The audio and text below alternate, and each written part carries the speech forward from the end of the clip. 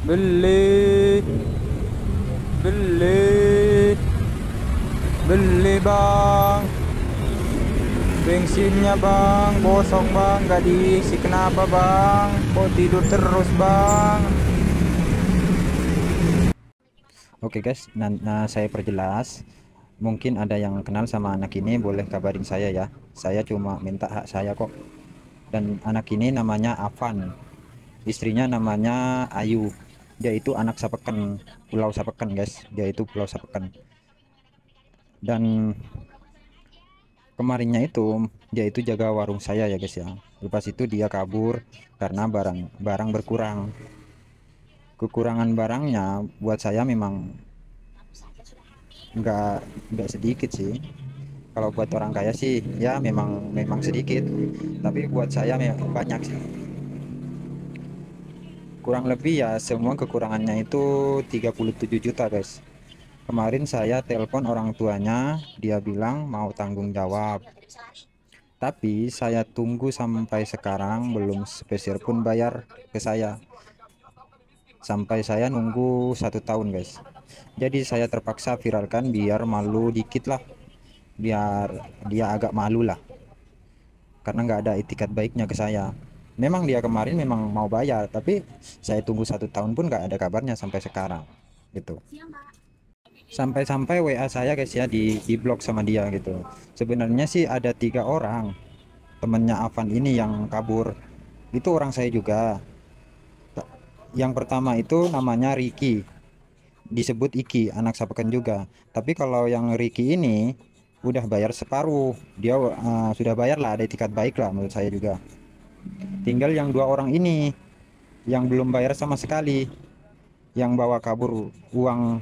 Uang itu ya sih perkiraan 37 juta. Yang si Avan, belum si Aldi. Kalau si Aldi itu ya kurang lebih ya 17 juta ya guys ya. Ya menurut saya ini sangat banyak ya guys ya, karena ini hasil kerja keras saya juga.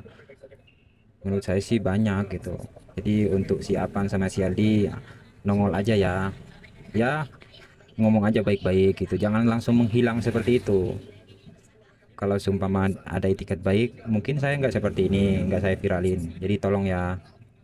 Dan sedikit ya saran dari saya, kalau jaga warung seperti ini menurut saya gagal guys. Kenapa saya bilang gagal? Pertama, kalau ada yang mau beli dia lagi tidur kayak gini, orang udah pasti nggak bakalan jadi beli, karena udah tahu sendiri kan, saya teriak-teriak aja dia nggak dengar gitu kan. Yang kedua, kalau orang jahat lihat model kayak begini, otomatis habis barang diambil di luar, dia nggak tahu lagi tidur, angkat barang orang, dia itu nggak bakalan kedenger, orang teriak-teriak aja nggak kedenger. Dan kalau udah cek-cekan atau udah dia mau keluar, udah pasti ya rugi, barang udah pasti rugi ya, karena seperti itu ya guys. Jadi menurut saya ini gagal, padahal dia itu udah sering kehilangan HP di situ, ada 2 kali mungkin kehilangan HP itu. Jadi jangan salahin orang ngambil kalau barangnya habis ya, karena dia itu ya kerjanya ya kayak gitu, tidur. Orang jaga warung itu sebenarnya nggak kayak gitu. Harusnya jaga warung itu pagi-pagi beres-beres, isi minuman, bensin kalau habis diisi. Padahal itu bensin itu masih ada itu guys di dalam itu, tapi dia nggak isi.